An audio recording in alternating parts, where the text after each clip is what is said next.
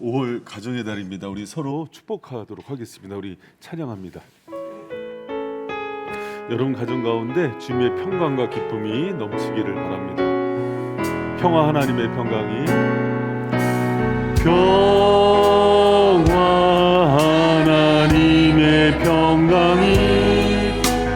당신의 삶에 넘쳐나기를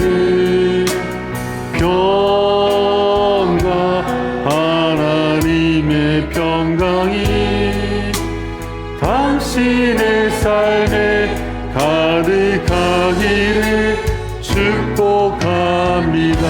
기쁨 하나님의 기쁨이 하나님의 기쁨이 당신의 삶에 넘쳐나기를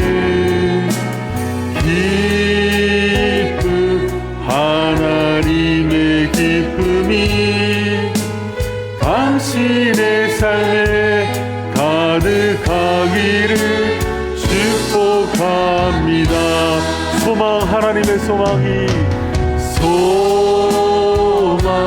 하나님의 소망이 당신의 삶에 넘쳐나기를 하나님의 소망이 당신의 삶에 가득하기를 축복합니다. 아멘. 잠깐 기도합니다. 주님, 5월 가정의 달에 우리 모든 가정들이 주님의 소망과 기쁨과 평화로 회복되게 하여 주시옵소서. 특별히 우리 자녀들을 축복합니다. 하나님, 다 우리가 하나님의 자녀들일진데 하나님, 특별히 우리에게 맡긴 주님의 자녀들이 있습니다. 주님, 주님의 교양과 훈계로 양육하며 자녀들이 주님의 비전과 달란트대로 아름답게 자라가고 성장하고 자기 길을 찾게 하여 주시옵소서. 오늘 예배 가운데 임재하여 주셔서 각 가정이 자녀가 회복되고 치유되는 은혜 허락하여 주시옵소서. 감사드리며 예수님 이름으로 기도합니다. 아멘. 우리 좌우분 인사합시다. 사랑합니다. 축복합니다. 사랑합니다. 축복합니다. 주님의 이름으로 사랑하고 축복합니다. 여러분 가정의 달 그 5월을 맞이해서 저희가 이제 철야하고 주일에 그 말씀을 이렇게 첫째 주는 자녀에 대한 부분, 또 부모에 대한 부분, 또 스승에 대한 부분, 또 부부에 대한 거, 또 이제 가족 사랑에 대한 순서로 하고요. 철야 때는 이제 저희 사역자들이 또 이제 외부 강사가 또 주일은 제가 이렇게 설교를 하려고 그래요. 여러분 가정의 달 맞이해서 여러분 가정이 정말 회복되고 치유되는 은혜가 있기를 축원합니다. 여러분 제가 이 자녀에 대한 설교를 준비하면서요 한번 고민해봤어요. 내가 자녀에 대한 그 설교를 할 수 있는 그런 사람인가 돌아봤어요. 숫자상으로는 가능해요. 제가 4명이거든요. 그리고 이제 뭐 결혼한 연수로도 23년이니까 어느 정도 뭐 가정이나 자녀 안다. 그런데 자녀 잘 키웠냐고 물어보면은 대답 못할 것 같아요. 잘 모르겠어요. 아직도 과정 중이고 그럼에도 불구하고 아직도 부모로서 많이 부족하고 과정 중에 있지만은 오늘 말씀 가운데 제가 변화되고 또 여러분도 함께 더불어서 회복되는 은혜가 있기를 축원합니다. 여러분 자녀 양육에 대한 수많은 그런 말씀 가운데 제가 제일 좋아하고 한 줄로 명쾌하게 떨어지는 말씀이 오늘 본문 말씀이에요. 여러분 이 말씀만 가슴에 새기고 또 오늘 설교되어지는 말씀 가운데 있는 이 의미를 잘 알면은요 자녀 양육 잘할 수 있습니다. 여러분 그런 의미에서 다시 한번 말씀을 크게 한번 읽어봤으면 좋겠어요. 시작. 또 아비들아 너희 자녀를 노엽게 하지 말고 오직 주의 교양과 훈계로 양육하라. 아멘. 여러분 한 절인데 이렇게 한 절 말씀에 하지 말라, 자녀 양육에 있어서 이렇게 하면 안 돼 하는 부정 명령이 있고요. 또 꼭 이렇게 양육해야 하는 긍정 명령이 있어요. 여러분 먼저 이제 부정 명령을 보면은 자녀를 노엽게 하지 말라 그래요. 여러분 그 헬러어에서 그 파롤 기조라는 이 단어는 격분시키다는 거예요. 자녀들이 너무 그 마음이 상해서 격분하고 분노하게 하는 거 하지 말래요. 여러분 물론 자녀들 잘못했을 때 아이들을 사랑하는 마음으로 꾸지람할 수 있고 초달할 수 있어요. 그거를 금하는 게 아니에요. 여기서 이제 그 아이들을 노엽게 하는 거는요, 그 훈육해서 생기는 노염이 아니라 자녀들이 인격이 무시되고 자존감이 손상될 때 오는 분노를 뜻한대요. 그러니까 아이들도 인격이 있어요. 여러분, 어린 아이들도 그 영혼의 질량이 어리기 때문에 부족한 게 아니에요. 그 아이 자체로의 영혼이 소중한 거예요. 그런데 그게 무시되어지고 또 감정이 상하고 그러면은요, 아이들이 격분한대요. 그거 조심하라 그러는데, 그럼 언제 아이들이 그런 자존감에 손상이 오고 인격이 무시되는 것을 느낄까? 요거를 알면 되거든요. 여러분, 오늘 그 부분 잘 기억했으면 좋겠어요. 우리가 어른이고 부모라는 위치로 아이들에게 실수하는 부분이 많은데, 가장 먼저 조심해야 되는 게 감정과 정서가 무시될 때 노엽게 된대요. 그러니까 아이들도 감정과 정서가 있어요. 여러분, 아이들이, 우리가 이제 어른들이요, 그 세월이 지나면은요, 30대, 40대, 50대가 되면은 그 사춘기 때 또 유소년 때 그런 아주 세밀한 정서를 잃어버린대요. 그리고 이제 생존 논리죠. 먹고 살려고 그랬어 그러고 아이들의 그런 여린 감성들을 무시하는데, 그런 정서가 감정이 무시당할 때 크게 상처가 온대요. 여러분, 3년 전이었어요. 그 유치부에서 그 여름 성경학교를 하면서 제가 이제 교장이라고 와서 앞에 오프닝 멘트를 해달래요. 그래서 들어갔는데 항상 그 생각이 있었던 거예요. 학교에서 교장 선생님 나오면은 되게 애들이 싫어했던 생각이 나는 거예요. 그래서 애들한테 좀 밝게 하는 방법이 뭐가 있을까 하고 공룡 옷을 입고 들어갔어요. 그래서 이게 이제 그때 장면이거든요. 그래서 이제 공룡 복장을 하고 들어가서 애들한테 와 이렇게 했는데, 이 아이들 중에서 고개를 숙이고 저를 안 보는 아이가 하나가 있었어요. 제 막내딸이었어요. 그리고 이제 이게 끝나고 나서 저한테 와서 이런 얘기를 하는 거예요. 아빠 부끄러워서 교회 못 다니겠다고. 그래서 제가 근데 제가 그때 사실은 그 말 무시했어요. 그러고도 저거를 제가 애들이 좋아하니까 자꾸 입고 나타났어요. 그건 아이가 그때 엄마한테 그러더래요. 엄마 나 진짜 싫다고. 근데 애가 그렇게까지 싫어하는지 몰랐어요. 근데 제가 그 정서와 감정을 무시하니까 애가 나를 자꾸 피해 다니더라고요. 그러고 나서도 이제 초등부 올라가서 초등부 예배 때 들어갔는데 자꾸 예배 시간에 화장실을 가는 거예요.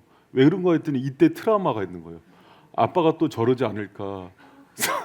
나한테 소중한 아빠인데 애들이 놀리는 것 같으니까 애가 마음이 상하는 거예요. 여러분, 근데 그게 어느 날 기도하는데 하나님이 알려주시더라고요. 근데 여러분, 제가요, 아빠 처음 해보니까 여러 가지 부족함이 많잖아요. 큰 딸이 너무 이쁜 거예요. 큰 딸이 중학교 1학년 때 학원에 들어가는데 멀리서도 시연아 하고 크게 불렀어요. 그랬더니 시연이가 그거 하지 말래요. 창피하다고. 근데 또 했어요. 또 했는데 집에 갔더니 집에 학원 안 가고 집에 와 있는 거예요. 그래서 집에서 울고 있는 거예요. 아빠 때문에 창피해서 학원 못 다니겠다고. 그러니까 시원하 그럴 때 옆에 있는 애들이 다 쳐다본 거예요. 남학생도. 그러니까 애가 그 사춘기 소녀의 감성과 정서가 망가진 거예요. 근데 저는 아랑곳하지 않았어요. 저는 ESTJ예요. E. 아주 극E. 그래서 그런 거 아랑곳 안 하고 막 밖에서도 우리 딸 막 소리 지르고 그러는데, 나중에 그 선생님들이 그러지 마시라고 딸, 근데 상처가 받은 거예요. 여러분, 이렇게 부족해요. 그러니까 막내딸한테는 부끄러운 아빠, 큰딸한테는 창피한 아빠가 돼버린 거죠. 여러분, 제가 돌아봤어요. 내가 정말 여리고 섬세한 딸들의 감정과 정서를 무시했구나. 그리고 많이 생각했어요. 그리고 오늘 말씀 보니까요, 이 말씀이 아비들한테 하는 말이더라고요. 왜 그래요? 아버지들이 그런 실수를 잘하기 때문에요. 엄마들은 그래도 눈높이에서 애들 자꾸 들여다봐요. 근데 아빠들은 내가 먹고 사느라고, 너희들 다 살리느라고 막 이런 논리를 많이 펼쳐요. 그래서 애들 마음이 많이 깨지고 세월이 가서 자녀들이 아버지랑 관계가 멀어진대요. 여러분, 아이들이 격분케 되는 거요, 그들의 감정과 정서를 존중해주는 그런 부모가 되시기를 축원합니다. 여러분, 그리고 격분케 되는 일이 권위적이고 무례할 때 그렇대요. 여러분, 아이들은요, 우리 어른들끼리는 예의를 잘 차리잖아요. 근데 아이들 세대, 젊은 세대, 저희가 이제 2부에 들어가거든요. 근데 2부에 들어가면은 제가 신경 쓰이는 게 하나가 있어요. 뭐냐면 여러분, 저는 설교를 배운 대로 하는 것 같아요. 저희 선생님들이 고저장단이 있어야 된다고 얘기해서 이게 설교 때 박력이 없으면 혼났어요. 그러니까 어느 클라이막스 때는 막 외치기도 하고. 근데 요새 이제 다음 세대가 그런 정서가 불편한 세대인 거예요. 이게 권위적이고 강압적으로 느낀대요. 근데 1부 때는 박력으로 느끼잖아요. 할렐루야? 그래서 제가 1부가 좋아요. 근데 2부 때 이제 컴플레인이 많이 들어와요. 그러니까 애들이 학교에서도 선생님들한테 가정에서도 고성을 들어본 애들이 아닌 거예요. 근데 세상에 태어나서 처음 이런 돼지 멱다는 소리로 고성을 들으니까 애들이 설교 때 놀래는 거예요.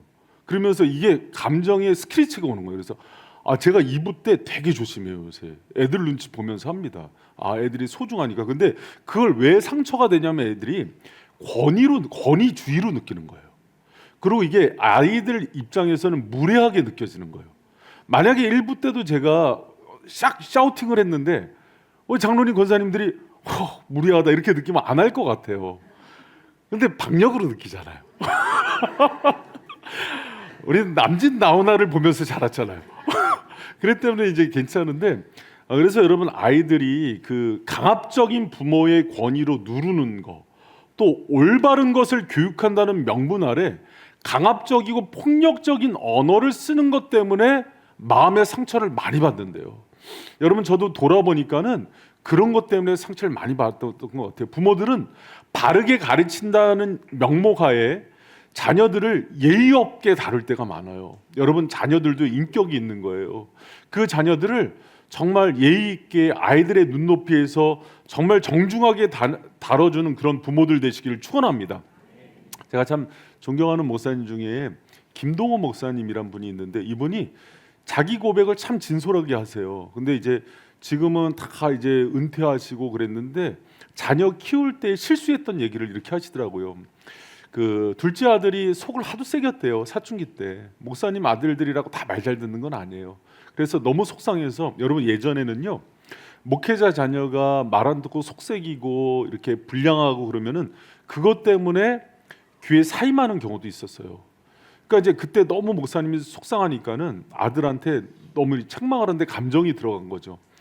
너 그러려면 나가서 혼자서 하라 이랬는데, 그 아이가 울더래요. 울면서 아빠 비겁하다고 얘기하더래요.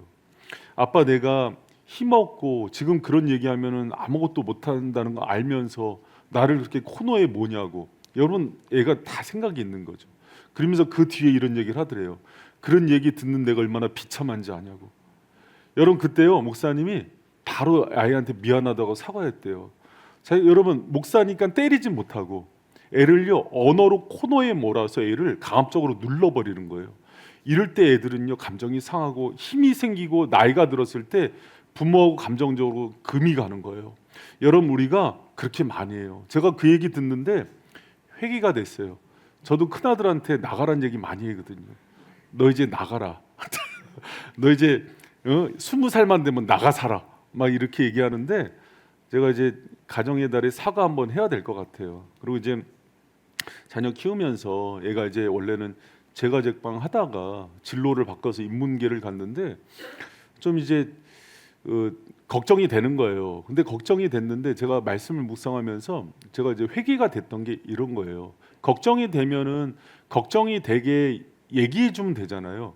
근데 이렇게 얘기를 하는 거예요. 대학 안 가도 된다. 대학이 꼭 뭐 연대 서울대만 있는 거 아니야. 군대도 있어. 낙성대도 있어. 되게 신박하잖아요. 근데 아들이 그러는. 저는 사실 그런 마음도 있었어요. 꼭 그게 뭐 대학만 가면 되냐. 근데 아들을 좀 위로해주고 싶은 마음도 있었는데 아들이 그런 정색을 하더라고요. 아빠, 진로에 대해서 얘기하는데 갑자기 군대 얘기는 안 했으면 좋겠다. 근데 이제 제 마음에 그런 마음이 있었던 거예요. 그러니까 속이 상하니까 약간 비꼬든 얘기를 한 거예요. 근데 애한테는 그게 무례하게 느껴지는 거예요.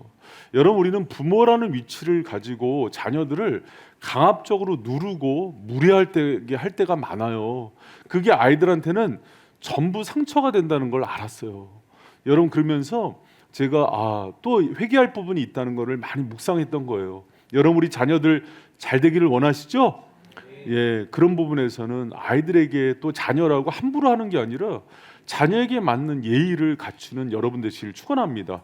여러분, 좋아하는 말씀이 있어요. 요한계시록 3장 20절인데, 볼지어다 내가 문 밖에 서서 두드리노니 누구든지 내 음성 듣고 문을 열면 내가 그에게로 들어가 그로 더불어 먹고 그는 나로 더불어 먹으리라. 예수님이 우리 부모님이세요. 힘이 있고 권위가 있는 분인데 함부로 문 열지 않으시더라고요.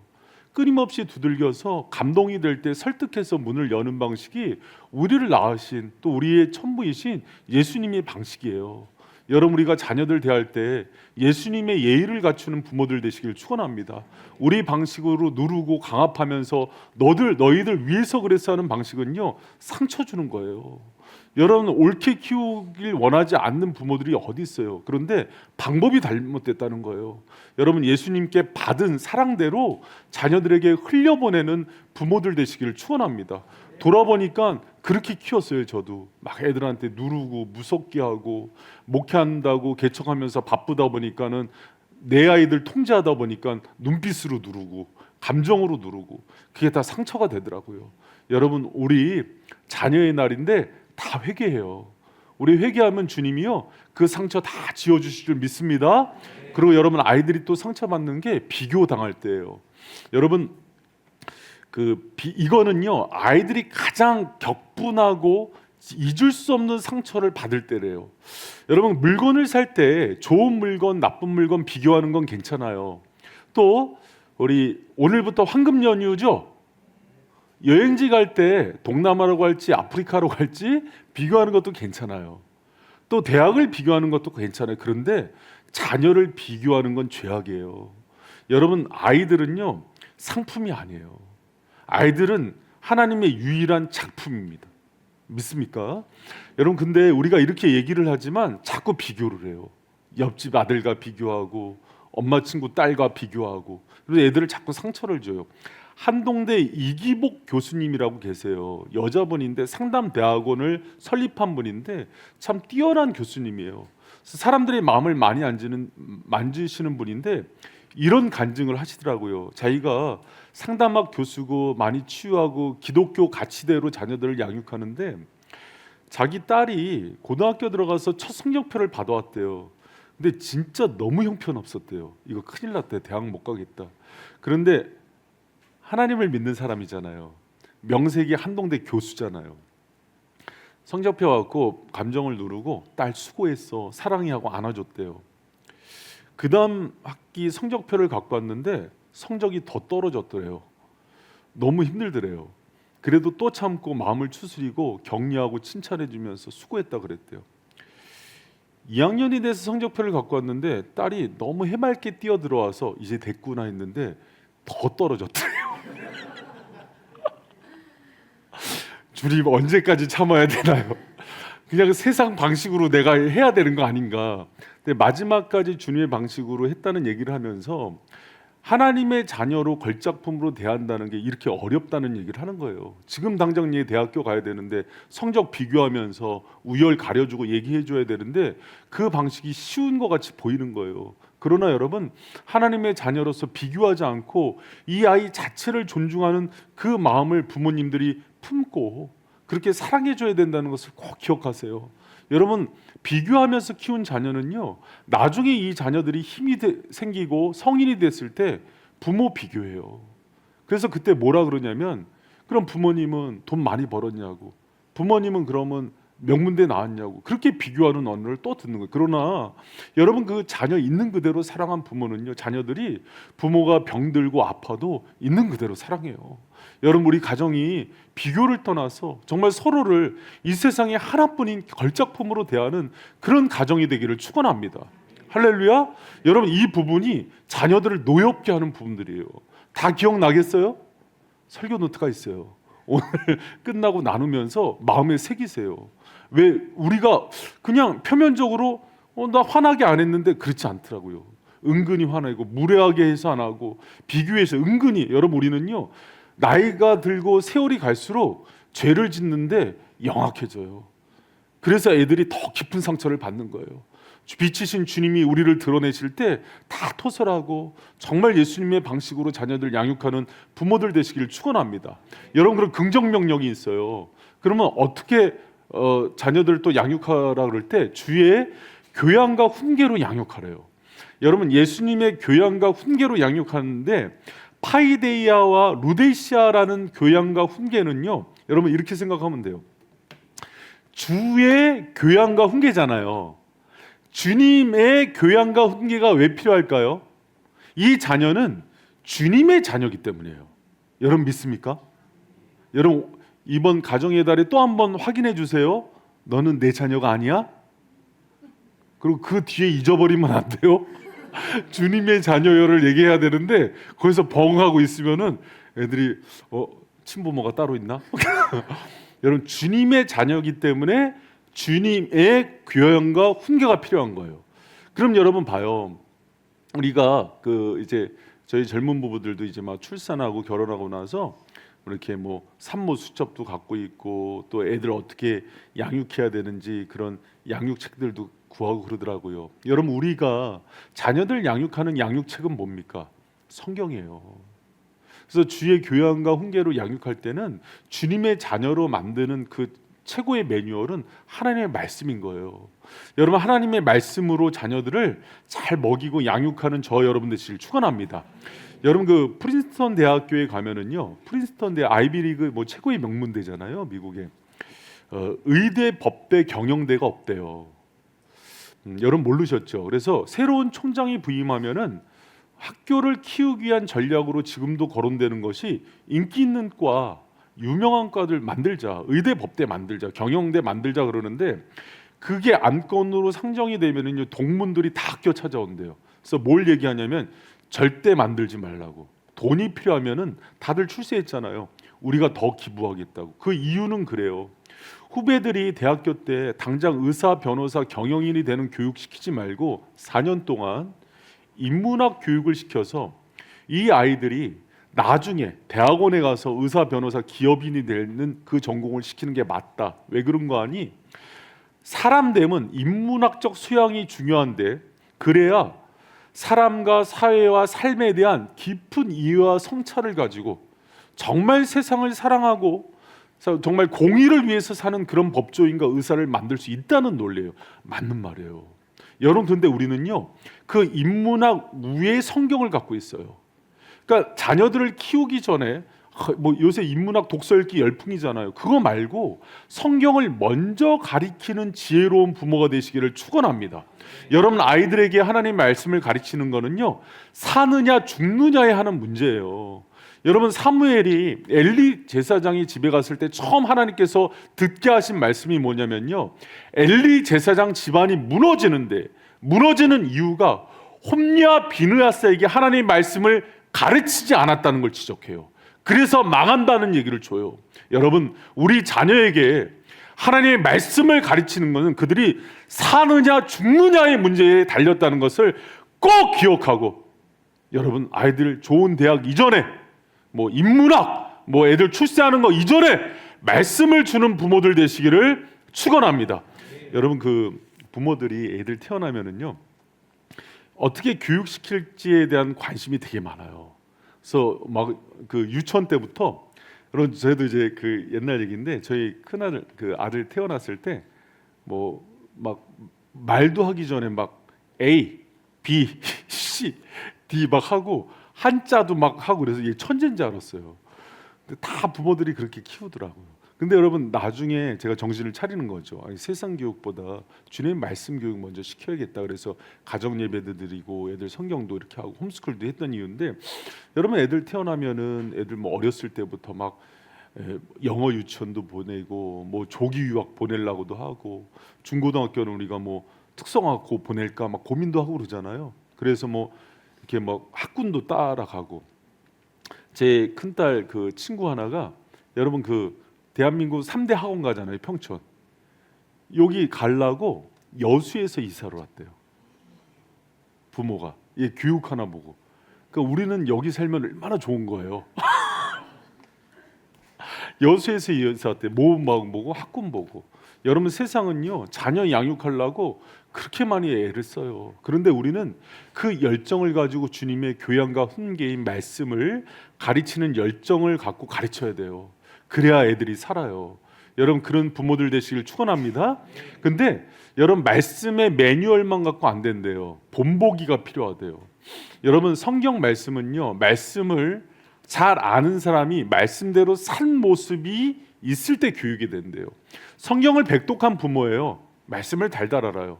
그런데 자녀가 공부 안 한다고 읽던 성경책으로 뒤통수를 쳤어요.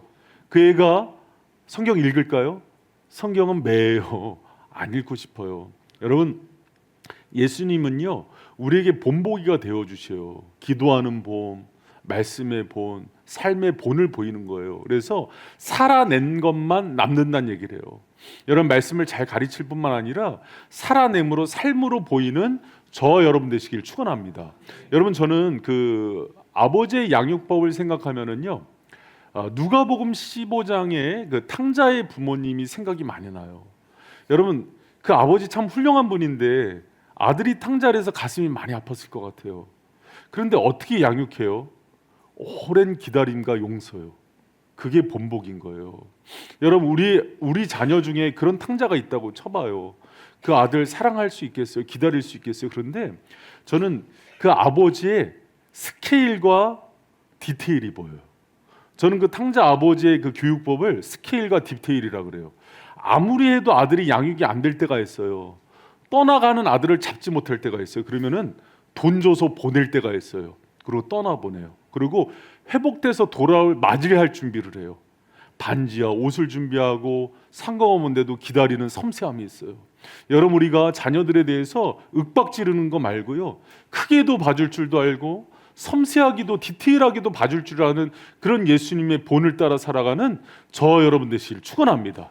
지금 우리 자녀 지금 막 안 된다고 조급함이 애들 망친대요.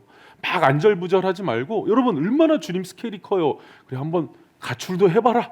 아니, 그렇게 하지 말고 예를 들면은 이제 그렇게 넓은 마음도 쓰고 또 애가 왔을 때는 어떻게 꼼꼼하게 내가 치유할 건지에 대한 그런 엄마의 그런 섬세함도 갖고 있고 이게 아이들을 키우는 거예요. 여러분 그런 본보기로 아이들 양육하는 우리 부모님들 되시길 축원합니다. 여러분 그리고 중요한 게 마지막으로요. 예수님께 맡겨서 양육하는 거예요. 사람들이 이런 얘기 하더라고요. 세상에 살면서 가장 무거운 짐이 자녀의 짐이래요. 남편의 짐도 뭐 부모님의 짐보다도 자녀의 짐은요 떨칠 수가 없대요. 근데 그 짐을요 내가 책임질라 그런대요. 여러분 그 자녀를 놓고 우리가 주님께 맡기는 훈련을 잘해야 될 것 같아요. 그래서 여러분 마태복음 11장 28절에 큰 목소리로 읽어봐요. 시작. 수고하고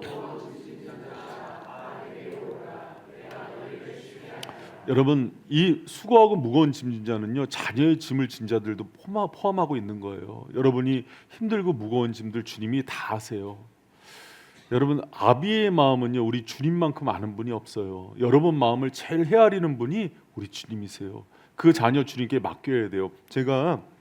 저는 어떻게 보면은 육신의 자녀들도 있지만은 영적인 자녀들도 자꾸 늘어나요.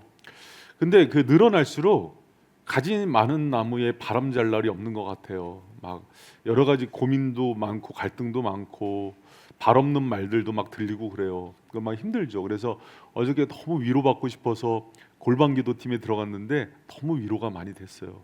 근데 거기서 이제 자녀 문제들 기도 제목이 많이 나오는데 핵심 키워드가 맡김이더라고요. 근데 그렇게 맞는 말이에요. 그 자녀들 주님께 기도로 맡기고 키울 때 하나님이 키워주시는 것들을 경험해 봐야 돼요. 여러분 그런 은혜가 있길 축복합니다. 요새 부모들을 얘기하는 신조어 중에 캥거루 부모, 뭐 헬리콥터 부모 이런 얘기를 해요. 그래서 자녀들을 나이가 들어도 캥거루처럼 품에 이렇게 안고 지내는 부모가 있고 헬리콥터 어디든 나타나는 부모래요. 어디든. 그래서 여러분 대학교 때 어떤 아주머니가 앉아 있어서 누구냐 그랬더니 딸 대리 출석하러 왔다고 엄마가 회사 사장님한테 대신 가갖고 우리 업무 너무 힘들게 하는 거 아니냐고. 헬리콥터 부모. 최근에는 군대도 나타났대요. 행군하는데 따라다니면서 간식 준대요. 아버지가. 그래서 군대 유치원을 만든대요. 여러분 이게 헬리콥터 부모예요. 자녀 집착해서 그래요. 여러분 자녀를요 하나님께 맡기는 훈련해야 돼요. 그 자녀 평생 우리가 책임질 수 없어요. 그 부모 그 자녀를 주님께 맡길 때 그들이 회복되고 여러분 주님께서 그들을 치유한다는 걸 믿는 저 여러분 되시길 축원합니다. 여러분 제가 이 얘기만 하고 좀 마칠게요. 평양 대부흥 운동하면은 늘 회자되는 목사님이 있어요. 길선주 목사님이라고 참 존경 많이 받는 목사님인데 이 목사님도 인품도 좋고 영성도 뛰어난데 아픔이 있었어요. 아들이 망난이었어요. 여러분 맨날 술 먹고 다니고 허랑방탕하게 사니까 너무 가슴 아파서 혼도 내보고 회초리도 대보고 근데 나이가 드니까 안 되는 거예요. 그러니까는 그게 쌓이니까 저주가 나오더래요. 근데 그 저주를 하는데 옆에 있던 선교사님이 책망하더래요. 아무리 그래도 하나님의 자녀인데 그러시면 안 된다고. 그래서 목사님이 그 얘기를 하나님의 음성으로 듣고 생각해 보니까는 걱정만 했지 기도를 많이 안 하는 것 같아서 아들을 두고 100일 동안 새벽마다 금식 기도를 했대요.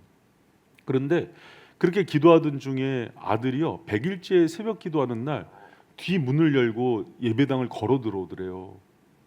술 냄새가 나는데 목사님도 긴장하고 성도들도 긴장하는데 한복판에 주저앉아서 울더래요. 그 아들이 그날 성령 받는 날이었대요. 그러면서 그날 이후로 정말 변화돼서 새 사람이 되더래요. 여러분 우리가 하나님께서 일하시는 것들을 자녀 가운데 그렇게 성장하고 자기 멋대로 사는 자녀들도 주님의 변화됨을 그 기적들이 일어난다는 걸 믿었으면 좋겠어요. 조급함 내려놓고 주님께 맡겼을 때 하나님께서 우리 자녀들을 어떻게 변화시키는지를 경험하는 은혜의 성도들 되시기를 축원합니다.